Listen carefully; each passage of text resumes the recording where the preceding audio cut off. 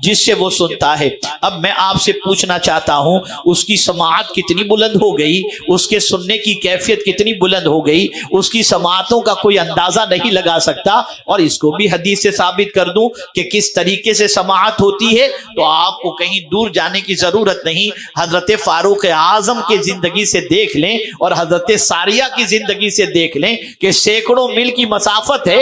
हजरत फारूक आजम मस्जिद नबवी शरीफ में खुतबा देते हुए फरमाते हैं, या सारियतल जबल, और नहावन के अंदर हजरत सारिया सुन लेते हैं। दोनों वली हैं। समाअत का आलम यह है कि कोई इंटरनेट का कनेक्शन नहीं है, लेकिन मर्तबा इतना बुलंद है कि कहीं से बोल रहे हैं और सैकड़ों मील की दूरी पर आवाज सुनाई दे रही है। ये क्यों? अल्लाह उसका कान बन जाता है जिससे वो सुना करते हैं, जिससे वो सुना करते हैं।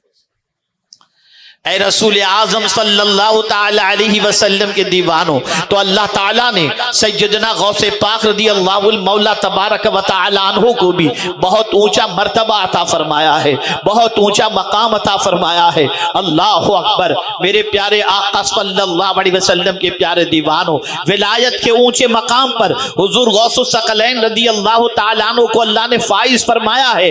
इस पर एक नहीं, हजारों नहीं, लाखों उलमा और मशाइख का इत्तेफाक है, और खास तौर पर उनका भी इत्तेफाक है जिनको हदीस का सबसे बड़ा हिंदुस्तान के अंदर मुहद्दिस कहा जाता है, वो भी इस बात के कायल हैं। और उन्होंने अपनी किताबें हजरत गौसे पाक की शान में लिख करके उनकी अजमतों का एतराफ किया है, उनकी अजमतों को खिराज पेश किया है। ऐसा नहीं है कि चंद जाहिल गली के लोगों ने मिलकर गौसे आजम के मकाम को बयान किया हो, नहीं। वक्त के जलील कद्र उलमा, वक्त के जलील कद्र मशाइख, वक्त के जलील कद्र मुजद्दिदीन, उन्होंने सब ने गौसे पाक की अजमतों का एतराफ किया है।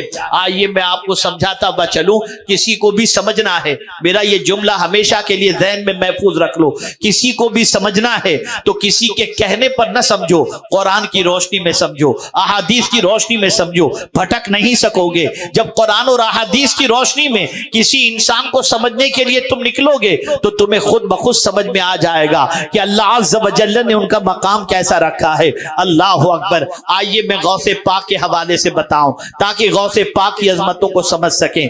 जैसा कि आज अगर कोई या गौस अल मदद कहता है तो शिर्क व बिदअत का फतवा लग जाता है, लेकिन क्या हदीस मुबारका में ये मौजूद नहीं है? आकाए करीम सल्लल्लाहु अलैहि वसल्लम ने फरमाया, अगर तुम जंगलों बयाबान की तरफ जाओ और तुम्हारा जानवर गुम हो जाए तो अल्लाह की बारगाह में इस तरीके से जंगल में आवाज दो, या इबादल्लाह आईनुनी। कोई तुम्हें नजर नहीं आ रहा, तुम किसको पुकार रहे हो वो तुम्हें दिख नहीं रहा, लेकिन सरकार सल्लल्लाहु अलैहि वसल्लम फरमाते हैं तुम आवाज दोगे, अल्लाह किसी के जरिए तुम्हारे जानवर को तुम तक पहुंचा देगा।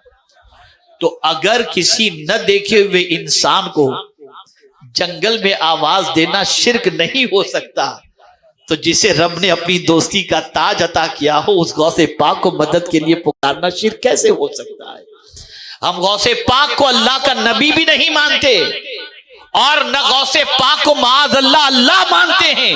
हकीकी मदद करने वाली जात अल्लाह रब्बुल इज्जत की है, लेकिन अल्लाह ने अपने दोस्तों को ये मकाम अता किया है कि वो उस दोस्ती की बुनियाद पर अल्लाह के बंदों की मदद करें और अल्लाह के बंदों की परेशानियों को दूर किया करें। मेरे प्यारे आका सल्लल्लाहु अलैहि वसल्लम के प्यारे दीवानों, इसको फिर और एक एंगल से समझाने की कोशिश करूं। आज ये कहा जाता है कि वली की मजार पर क्यों जाते हो, क्यों गौसे पाक के यहाँ जाते हो, क्यों गरीब नवाज के यहाँ जाते हो, क्यों मखदूम माहिमी के यहाँ जाते हो। तो मैं एक हदीस, एक कुरान की आयत आपके सामने पेश करूं ताकि आप समझ सकें। अल्लाह अज़्ज़ व जल्ल ने इरशाद फरमाया, इन्ना रहमतल्लाहि करीबुम मिनल मुहसिनीन, कि बेशक अल्लाह की रहमत करीब है नेकी करने वालों के, एहसान करने वालों के। मैं पूछना चाहता हूं, क्या हजरत मखदूम माहिमी का इस उम्मत पर एहसान नहीं है? क्या गौसे पाक रज़ियल्लाहु ताला अन्हु का इस उम्मत पर एहसान नहीं है? बेपनाह एहसान है। किताब की शक्ल में, दावत व तबलीग की शक्ल में, रुश्दो हिदायत की शक्ल में, तौबा कराने की शक्ल में, बेहयाई से रोकने की शक्ल में, गुनाहों से बचाने के शक्ल के अंदर, कुरान की तफसीर की शक्ल के अंदर, इन सारी चीजों के एतबार से अगर आप देखें तो गौसे पाक का इस उम्मत पर बेपनाह एहसान है। और अल्लाह फरमाता है कि अल्लाह की रहमत करीब है एहसान करने वालों के, नेकी करने वालों के। तो जब तुम उनके करीब होते हो तो वहां पहुंचकर तुम्हें अल्लाह की रहमत नसीब हो जाया करती है। मेरे प्यारे आका सल्लल्लाहु ताला अलैहि वसल्लम के प्यारे दीवानों, आप इस बात को अच्छी तरीके से ज़हन में रखें। गौसे पाक को जितना मर्तबा मिला, गौसे पाक को जितनी अजमतें मिली, गौसे पाक को जो मकाम मिला है वो रब की तरफ से है, रब्बे कदीर का फजलो करम है, उसका एहसान है। अल्लाह ने ये मर्तबा गौसे पाक को अता फरमाया। लेकिन गौसे पाक रज़ी अल्लाह तआला अन्हु पर अल्लाह ने खुसूसी करम इस तरीके से फरमाया कि अल्लाह आप देखें कि उनके इस दुनिया में आने से पहले रसूल रहमत सल्लल्लाहु अलैहि वसल्लम ने उनके वालिद हजरत अबू सालेह को बशारत अता फरमाई थी। अल्लाह अकबर, अपने मौलवियों की बात आए तो बशारत को कबूल करते हो, और गौसे पाक की बात आए तो बशारत को ठुकराते हुए नजर आते हो। अल्लाह अकबर, मैं समझाऊं, इत्तिबाए रसूल के हवाले से गौसे पाक का मकाम कितना अर्फ़ आला है। रसूल आजम के आने से पहले हजरत ईसा से लेकर हजरत आदम तक सबने बशारतें सुनाई। एक नबी आने वाला है, एक नबी आने वाला है जो अल्लाह का हबीब है। और गौसे पाक के आने से पहले सैकड़ों औलिया ने और खुद रसूल आजम ने हजरत गौसे पाक के वालिद को बशारत अता फरमाई, ए अबू सालेह, अल्लाह तुझे एक बेटा अता करेगा, वो इतना नेक होगा और वो कहेगा मेरा कदम सारे वलियों की गर्दन पर, और सुनो उससे एक मखलूक फायदा उठाएगी, उसकी जात से खल्क़े खुदा को बहुत फायदा पहुंचेगा। पता चला रसूल रहमत सल्लल्लाहु अलैहि वसल्लम ने हजरत अबू सालेह, उनके जैसा कोई वली तो लाइए, उनके जैसा कोई परहेजगार तो लाइए। अल्लाह अकबर, हजरत अबू सालेह मूसा जंगी दोस्त रहमतुल्लाह ताला अलैह बड़े परहेजगार थे, बड़े इबादत गुजार थे। आप जरा सोचो, इतने परहेजगार, इतने इबादत गुजार जिसकी कोई इंतहा नहीं, माँ का आलम कितना अजीम था। लाइए ऐसी माँ आज की दुनिया के अंदर अगर कोई नसीब होती हो तो। अल्लाह अकबर, ऐसी माँ जैसी गौसे पाक की थी ना ऐसी माँ नजर आती है, न गौसे पाक के वालिद जैसे थे ऐसे वालिद नजर आते हैं। इतनी अजमत वाले वो थे तो अल्लाह ने बेटा भी ऐसा अता फरमाया जिसे मोहियुद्दीन, और मैं पूरे चैलेंज के साथ कहता हूं, मुजद्दिदीन में से किसी को भी मोहियुद्दीन का लक़ब नहीं मिला, सिर्फ गौसे पाक को मोहियुद्दीन का लक़ब मिला। ये लक़ब सिर्फ गौसे पाक, और गौसे पाक के 11 अस्मा हैं और हर इस्म के साथ मोहियुद्दीन लगा हुआ। उन्होंने दीन को जिंदा किया, दीन की आबियारी की। और मेरे प्यारे आका सल्लल्लाहु ताला अलैहि वसल्लम के प्यारे दीवानों, सैयदना गौसे पाक रज़ी अल्लाहुल मौला तबारक व तआला अन्हु, ये मकाम कैसे उन्होंने हासिल किया, ये मकाम कुतुबियत का कैसे नसीब हुआ। यहां एक बात और जहन में रख लें, ये फरमाया गया वली कौन होता है, कोई भी जाहिल वली हो ही नहीं सकता। इसको जहन में रखो। आज हमारे यहां जिसको कुरान पढ़ना नहीं आता, जो नमाज नहीं जानता, उसे भी दुनिया वली मानती है। और फरमाया गया वली वो हो ही नहीं सकता जो गैर आलिम है। गैर आलिम वली हो ही नहीं सकता। वली के लिए आलिम होना जरूरी है। इसको मैं कुरान की रोशनी में समझाऊं। अल्लाह ने वली की तारीफ फरमाई, अल्लज़ीना आमनू व कानू यत्तकून, जो मोमिन हो और अल्लाह से डरने वाला हो। और अल्लाह से डरने वाला कौन है? तो कुरान कहता है इन्नमा यख्शल्लाह मिन इबादिहिल उलमा, अल्लाह से डरने वाले बंदे वही है जो आलिम है। और एक आयत पेश कर दूं, कूनू रब्बानी जीन बिमा कुंतुम तुअल्लिमून अल किताब व बिमा कुंतुम तदरुसून, अल्लाह वाले बन जाओ। कौन है अल्लाह वाले? जो किताब का दर्स देते हैं, किताब पढ़ाते हैं, यानी कुरान और जो दर्स देते हैं वो अल्लाह वाले हैं। आज हमारे यहां सैलाब आ चुका है डुप्लीकेट वली बनकर के घूमने वालों का, और अफसोस हमारी कौम पर। पहले तो बड़ी मुश्किल से बड़े अकाबिरीन किसी को कोई लक़ब देते थे, वो भी छोटा सा लक़ब, वली तो बहुत दूर की बात है, लेकिन अब गली के छोकरे वली का लक़ब देते हैं। विलायत इतनी आसान चीज तो नहीं है ना, विलायत बहुत ऊंची चीज है। अल्लाह की दोस्ती बहुत ऊंची चीज है।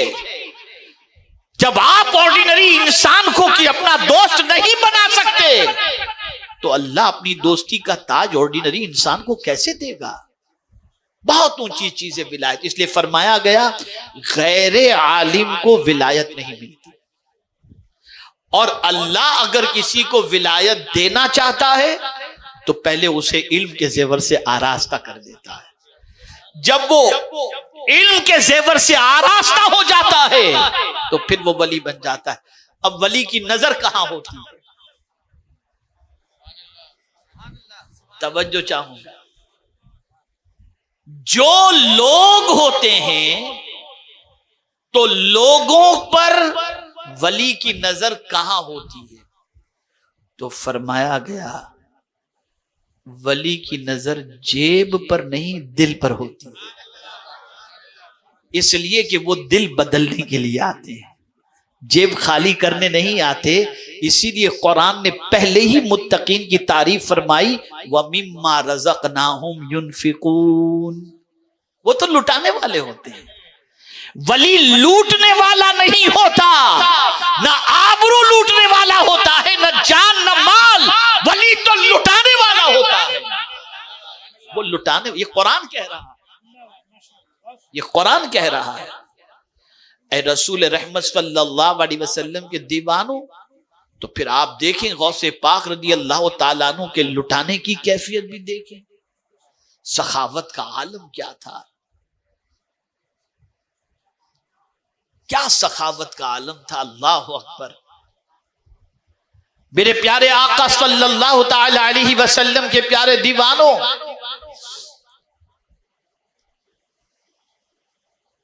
शिद्दते भूख की बुनियाद पर जब खाने के लिए कुछ बज़ाहिर नजर नहीं आ रहा था और कई दिनों का फाका था, तो जहां फुकरा बैठा करते थे, गौसे पाक रज़ी अल्लाह ताला अन्हु वहां पहुंचते कि चलो वहां बैठ जाएं, कुछ खाने को नसीब हो जाएगा। वहां पहुंचे तो देखा बहुत पहले से फुकरा की बड़ी तादाद है। तो आपने सोचा अब यहां बैठ के क्या करूंगा, बेचारे जो पहले से मौजूद है उनके लिए परेशानी हो जाए। तो उठ के गए मस्जिद में चले गए। जब मस्जिद पहुंचे तो एक कोने में एक शख्स बैठा हुआ था। उसने अपनी जंबील में से रोटी निकाली और खुश्क गोश्त निकाला, खाना शुरू किया। नजर गौसे पाक पर पड़ी, पहचानता नहीं था। तो उसने, जैसे आमतौर पर लोग कहते हैं ना, आइए आप भी आ जाइए, उसने भी गौसे पाक से कहा आइए आप भी तशरीफ लाए। तो गौसे पाक ने फौरन पूछा आप कहां से तशरीफ लाए हैं? उसने कहा मैं जीलान से आया हूं। तो गौसे पाक ने फरमाया मैं भी तो जीलान का हूं। कहा आपका नाम? तो गौसे पाक ने फरमाया मेरा नाम अब्दुल कादिर जिलानी। मुझे माफ कर दीजिए, मुझे माफ कर दीजिए, मुझे माफ कर दीजिए। गौसे पाक ने ताज्जुब से पूछा कि कोई ऐसी बात नहीं हुई तुम मुझसे माफी मांग रहे हो? कहा हाँ, माफी इस चीज पर मांग रहा हूं कि जब मैं जीलान से चला, बोले मैं भी जीलान का रहने वाला हूं, जब मैं जीलान से चला था ना, तो चलते वक्त आपकी वालिदा ने मुझे आपके लिए 40 दिनार दिए थे कि मेरा बेटा अब्दुल कादिर भी वहां पर है बगदाद में, मेरे बेटे से अगर मुलाकात हो तो तुम ये दे देना।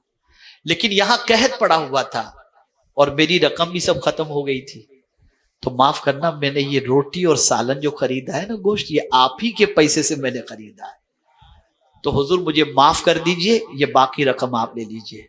तवज्जो चाहूंगा, सखावत किसको कहते हैं समझो। गौसे पाक ने बराए नाम उससे लिया, बराए नाम, और बकदरे जरूरत बाकी रकम भी उसको दे दी और फरमाया तू मुसाफिर है, तू मुसाफिर है, तो रख ले, तुझे जरूरत पेश आएगी, तुझे पैसे काम आएंगे। हम तो फकीर लोग हैं, हमारा तो अल्लाह मालिक है। ये है सखावत।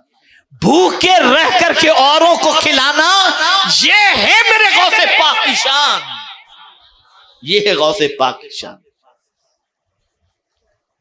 और मेरे प्यारे आका सल्लल्लाहु ताला अलैहि वसल्लम के प्यारे दीवारों सैयदना गौसे पाक रदी अल्लाह ताला अन्हु कितने साहिब इल्म थे। अल्लाह ने इल्म के ऐसे एतबार से कितना नवाजा था।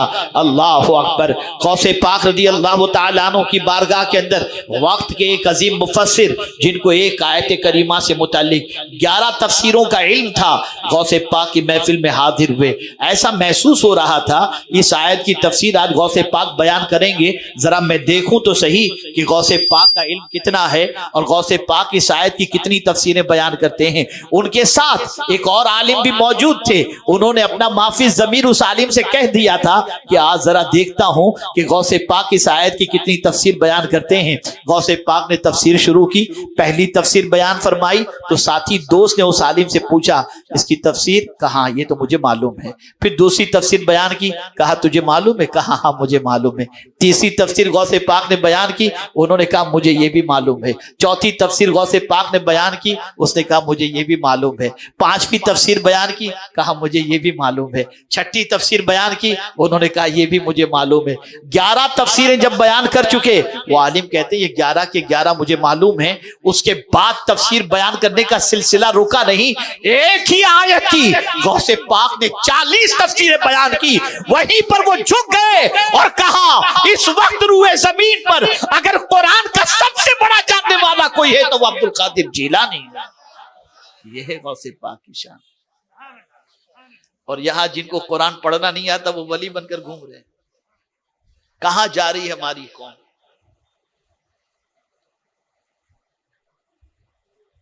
नेक बंदा कोई भी हो सकता है, अच्छा बंदा कोई भी हो सकता है। विलायत की जहां तक बात है तो विलायत गैर आलिम को नसीब नहीं हो सकती।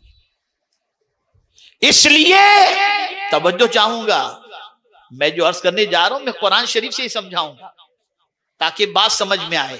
क्या पढ़ते हो आप नमाज के अंदर? सूरह फातिहा ही तो पढ़ते हो हर रकात के अंदर। फिर कोई भी आयत मिला लो, कोई भी सूरत मिला लो, लेकिन सूरह फातिहा जरूर पढ़ते हो हर रकात के अंदर। पढ़ते हो या नहीं पढ़ते? जवाब दीजिए। समझ रहे हैं ना मेरी बात? क्या पढ़ते हैं आप सूरह फातिहा में? इहदिनस सिरातल मुस्तकीम, हमको सीधे रास्ते पर चला। सिरातल लदीना अनअमत अलैहिम, उनके रास्ते पर जिस पर तेरा इनाम नाजिल हुआ। अब इनाम किन पर नाजिल हुआ? अंबिया, सिद्दीकीन, शुहदा और सालिहीन। सालिहीन कौन है? औलिया किराम। सालिहीन कौन है? औलिया किराम।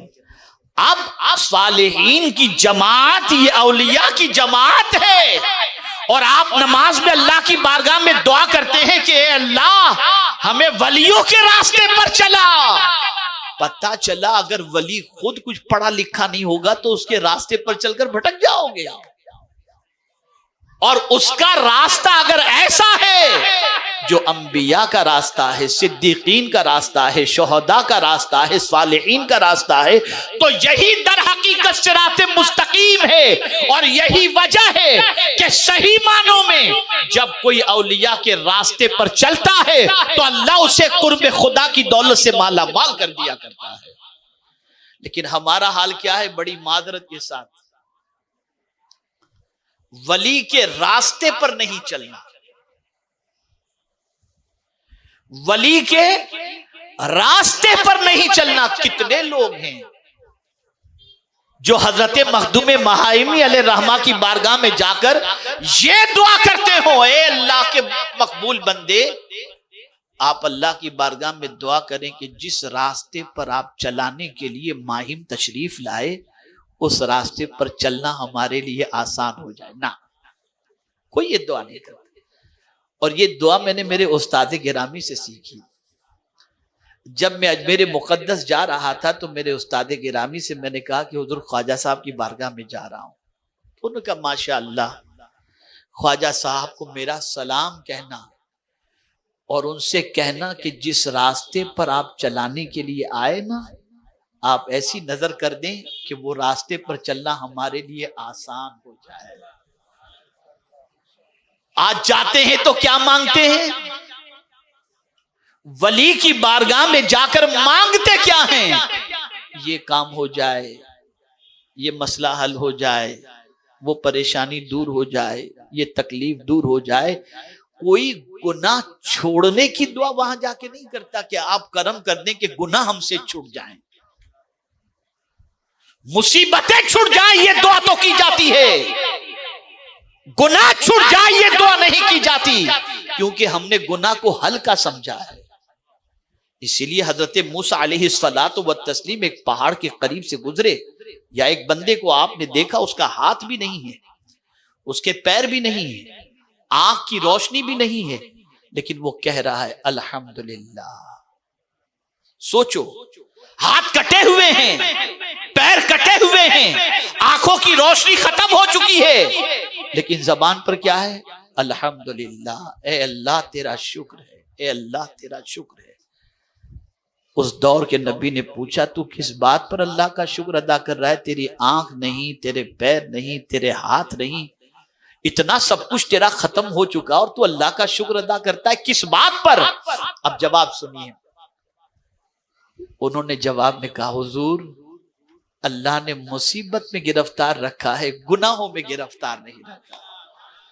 अल्लाह ने गुनाह से बचा के रखा है, इस बात पर मैं अल्लाह का शुक्र अदा करता हूं। और अभी मैं कल ही की बात बताऊं आपको, परसों की, हजरत इमाम आजम अबू हनीफा रहमतुल्लाह ताला अलैह की बारगाह में हम हाजिर थे।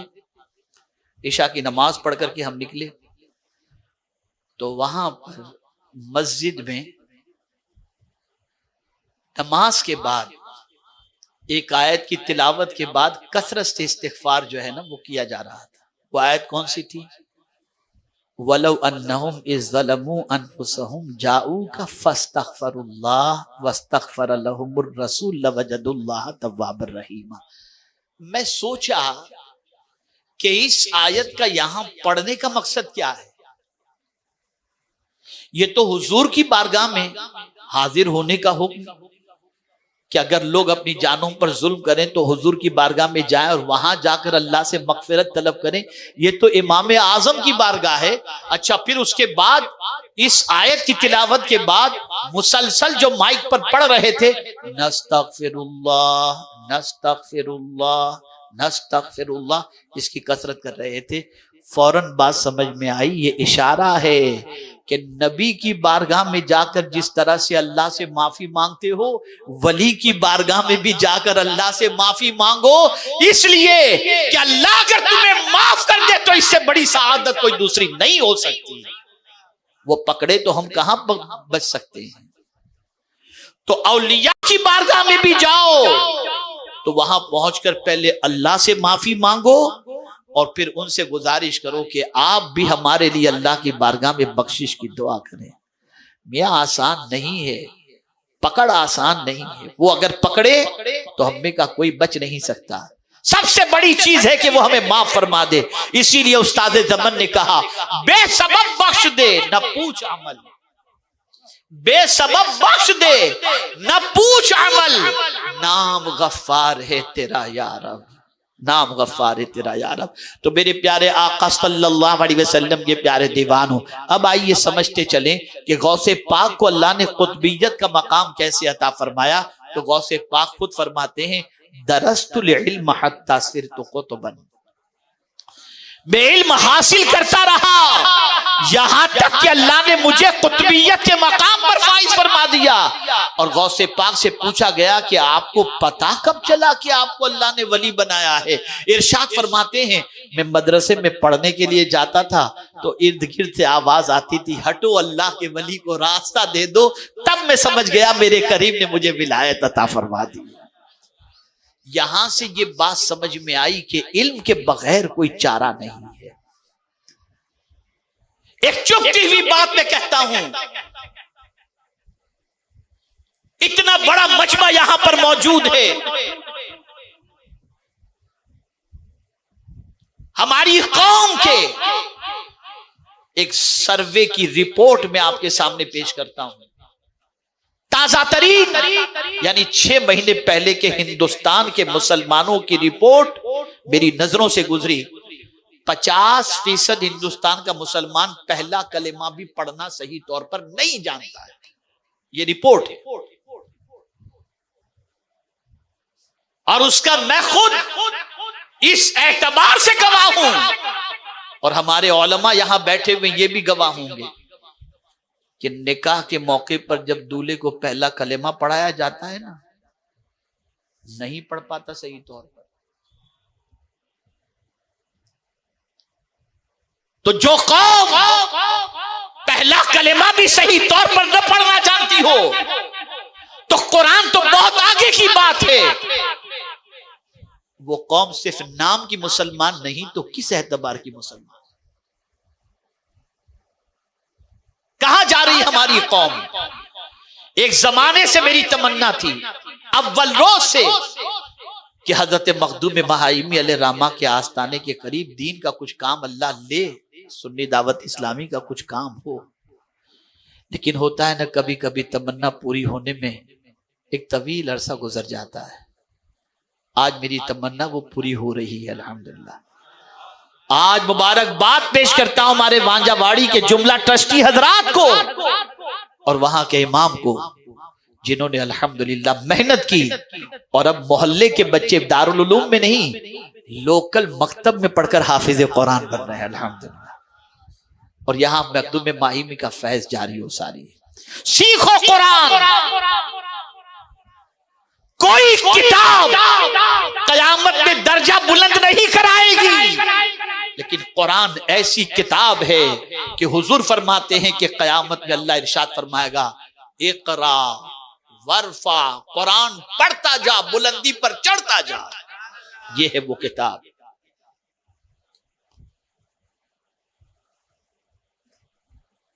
इसलिए कुरान से रिश्ता मजबूत करो।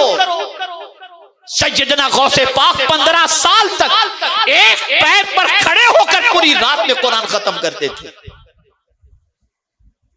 उनकी तालीमात को हमने फरामोश कर दिया, उनके नक्शे कदम पर चलना हमने छोड़ दिया।